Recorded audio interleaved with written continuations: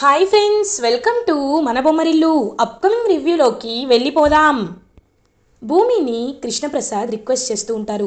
అమ్మ భూమి, నువ్వే ఎలా అయినా గగన్ని కొద్దిసేపు బయటికి వచ్చేలా చేయాలమ్మా, ఎందుకంటే నేను ఖచ్చితంగా శారదని చూడాలి అని అంటారు కృష్ణప్రసాద్.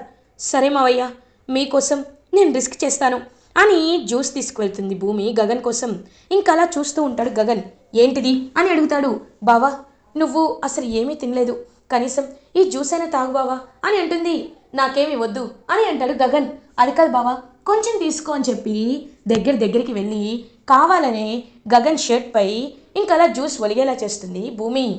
వెంటనే గగన్, నేను వాష్ చేసుకుని వస్తాను, చూడు 2 minutesలో వస్తాను, నువ్వు నువ్వు అమ్మని జాగ్రత్తగా చూసుకోవాలి అని అలా ఇంకా అక్కడి నుండి వెళ్ళిపోతాడు షర్ట్ వాష్ చేసుకోవడానికి గగన్.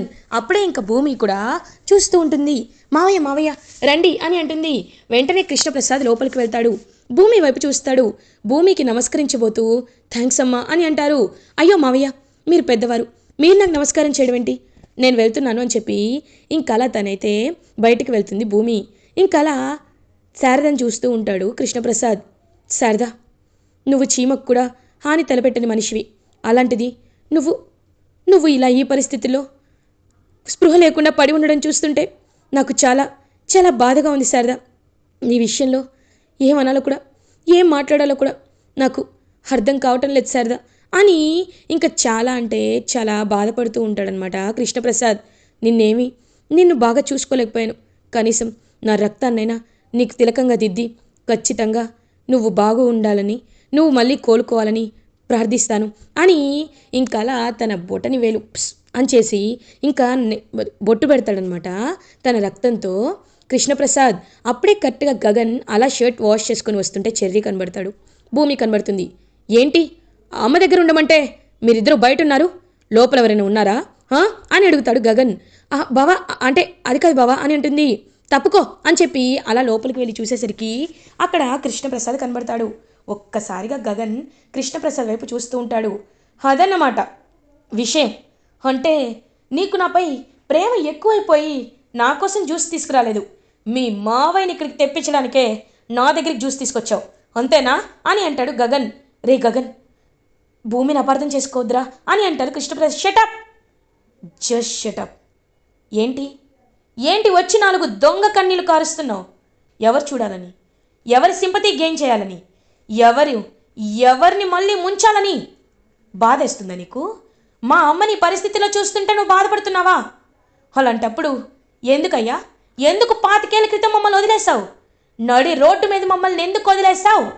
ఆ రోజు మీ ఇంటికి నేను మా అమ్మ పూరి వస్తే ఎవరో తెలీదు అని పెళ్లి చేసుకొని ఎందుకు వెళ్ళిపోయావు? అప్పుడేమైంది నీకు? అప్పుడు ఒకవేళ మాకేమైనా అయ్యుంటే వచ్చేవాడివా?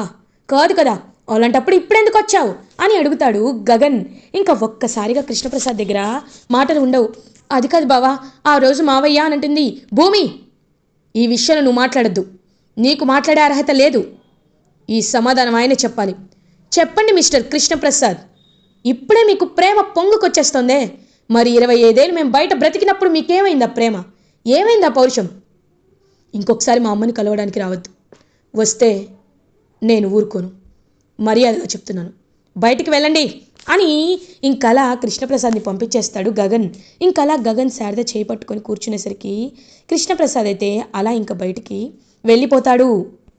ఇంకా కృష్ణప్రసాద్ అలా నడుచుకుంటూ వెళ్ళిపోతూ ఉంటే భూమి చెర్రీ ఎంత ఆపాలని ప్రయత్నించినా ఆగకుండా అలా వెళ్ళిపోతూ ఉంటాడనమాట కృష్ణప్రసాద్.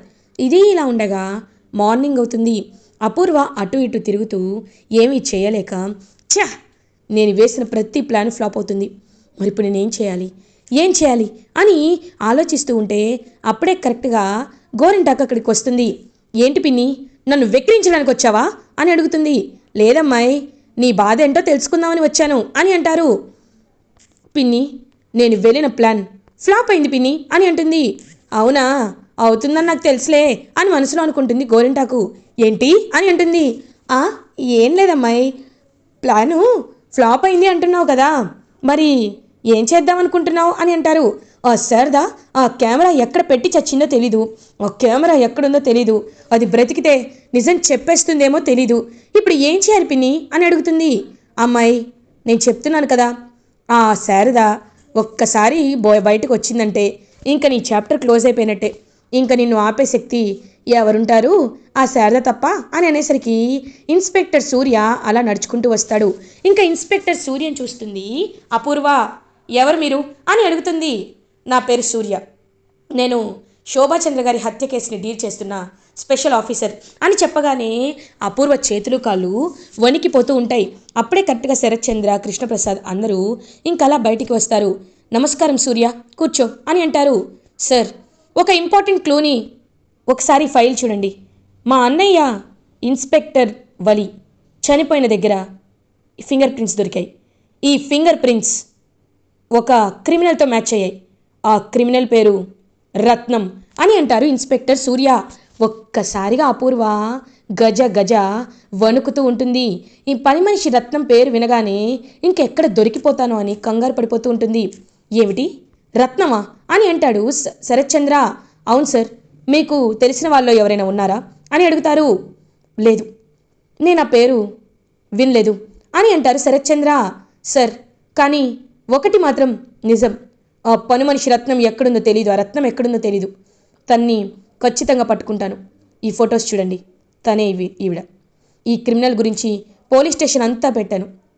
తను వస్తే అప్పుడు హత్యలన్నీ ఎవరు చేశారో ఖచ్చితంగా తెలుసుకోవచ్చు అని ఇంకలా చెప్పేసి వెళ్ళిపోతూ అపూర్వ వైపు చూస్తాడు. అపూర్వ చెమటలు తుడుచుకుంటూ ఉంటుంది. ఎందుకు మీరు కంగారు పడుతున్నారు అని అడుగుతాడు. ఒక్కసారిగా షాక్ అయిపోతుంది అపూర్వ. అంటే ఏం లేదు, ఆఫీస్ టెన్షన్స్ అని అంటుంది. అది మాత్రమేనా, లేకపోతే అని అంటాడు. తను మా భార్య, తను చాలా మంచిది, తనెందుకు ఇలా చేస్తుంది, మీరు పొరపాటు పడుతున్నారు సూర్య అని అంటారు. చూద్దాం సార్, ఎవరు పొరపాటు పడుతున్నారో, ఎవరు తప్పటడుగు వేస్తున్నారు చూస్తాను అని ఇంకలా అక్కడి నుండి వెళ్ళిపోతాడు ఇన్స్పెక్టర్ సూర్య. అమ్మాయి భూమిని అనుకుంటే ఆ భూమికి తోడుగా ఇదిగో వీడు కూడా వచ్చాడు. ఇంక నీ పని గోవింద. నాకు తెలుసు, నీ బ్రతుకు బస్టాండ్ అయిపోతుంది. నీ చేతిలో ఒక చిప్పు ఉంటుంది కాబట్టి నేను చెప్పేది వినమ్మాయి, ఇప్పుడే పారిపో, లేకపోతే ఆస్తంతా రాపించుకో. నువ్వు మాత్రం ఇప్పటి నుండి పారిపోకపోతే అని అనేసరికి, పిన్ని వద్దు పిన్ని, ఇంకో నన్ను రెచ్చగొట్టొద్దు, నిన్ను చంపేస్తాను అని అనేసరికి ఇంకలా ఆలోచిస్తూ ఉంటారనమాట. వెంటనే ఇంక చూస్తూ ఉంటుందన్నమాట. అలా అపూర్వ వెళ్ళిపోతున్న ఇన్స్పెక్టర్ సూర్య వైపు. ఇది ఇలా ఉండగా మార్నింగ్ అవుతుంది కదా.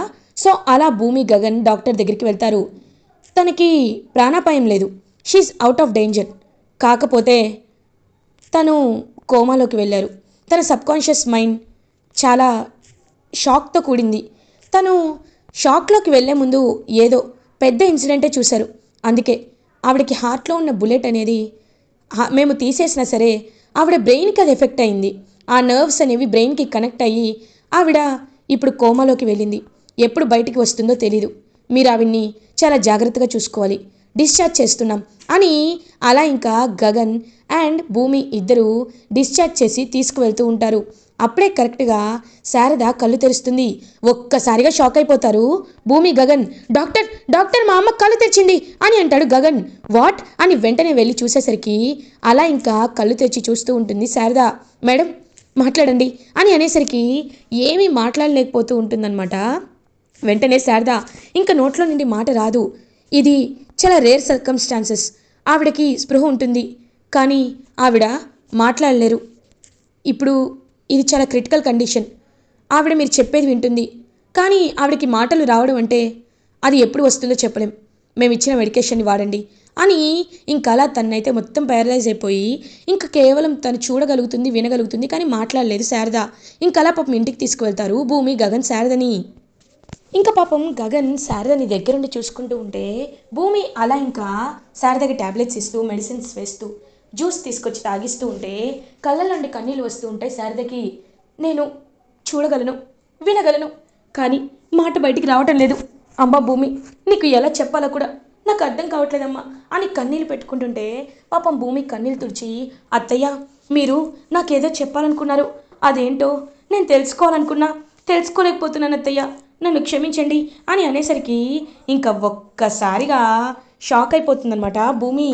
అంటే నాకేదో చెప్పాలనుకుంటున్నారా, ఎలా తెలుసుకోవాలి అని ఆలోచనలో పడుతుంది భూమి. ఇంకా గగన్ అలా శారద భూమి ఇద్దరు ప్రేమగా ఉండడం చూసి భూమి వైపు చూస్తూ ఉంటాడు. భూమి అన్ని విషయాల్లో బాగానే ఉంటుంది, కానీ నన్ను మోసం చేసే విషయంలోనే ఎప్పుడు ఇలానే ఉంటుంది అని భూమి దగ్గరికి వస్తాడు గగన్.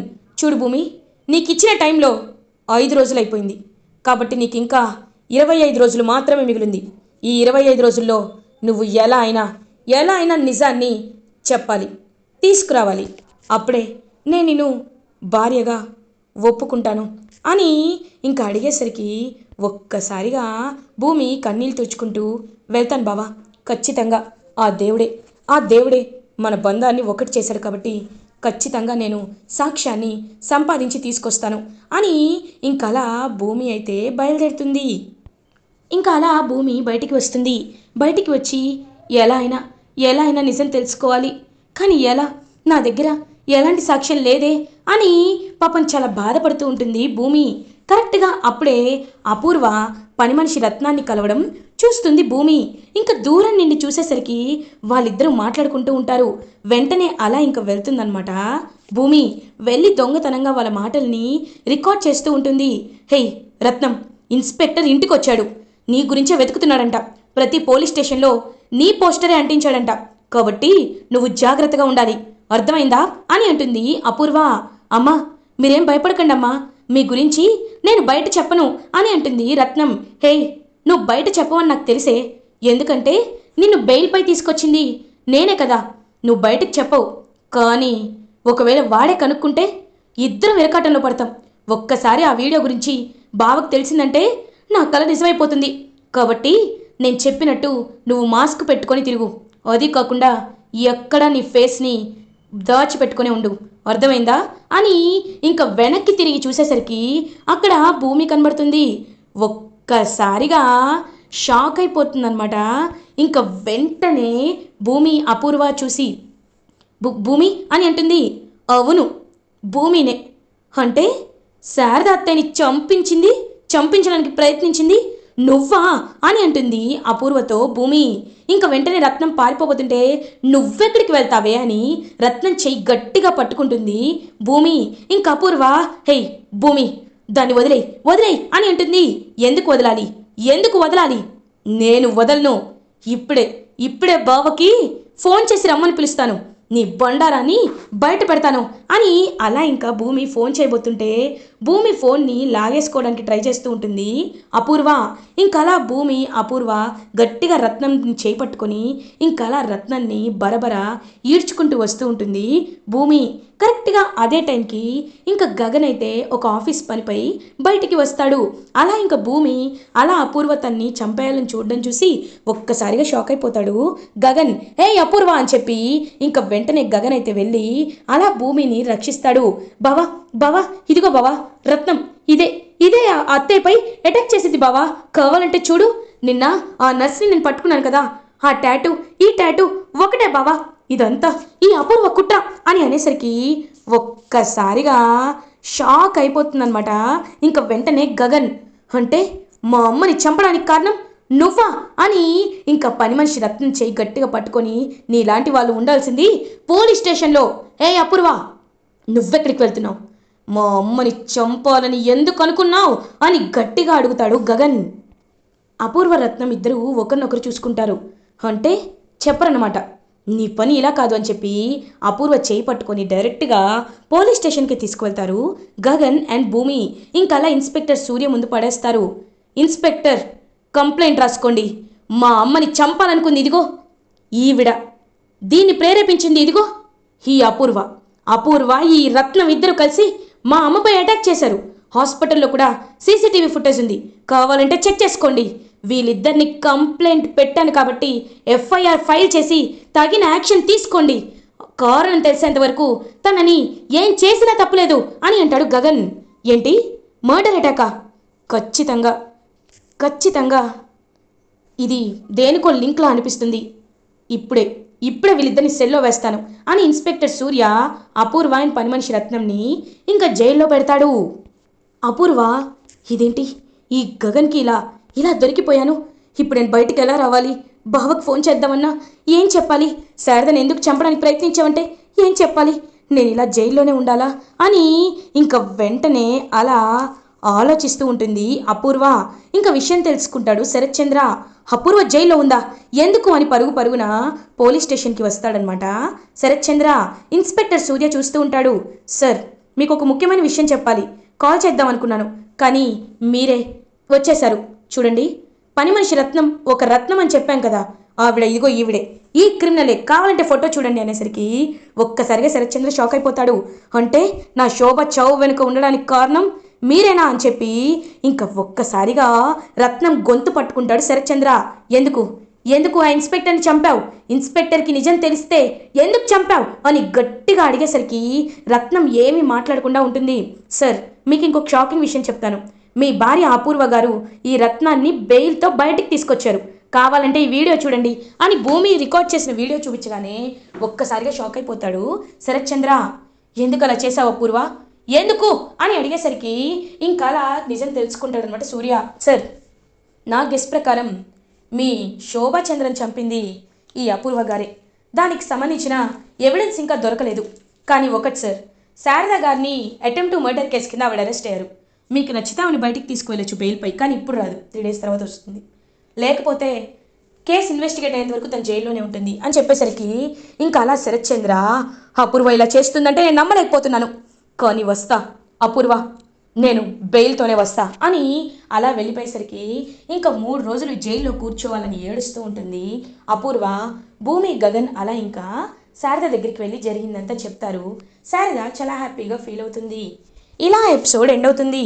ఫర్దర్ ఎపిసోడ్ రివ్యూస్ ముందుగా మీకు కావాలి అనుకుంటే మా ఛానల్ని సబ్స్క్రైబ్ చేసుకోండి. Thanks for watching.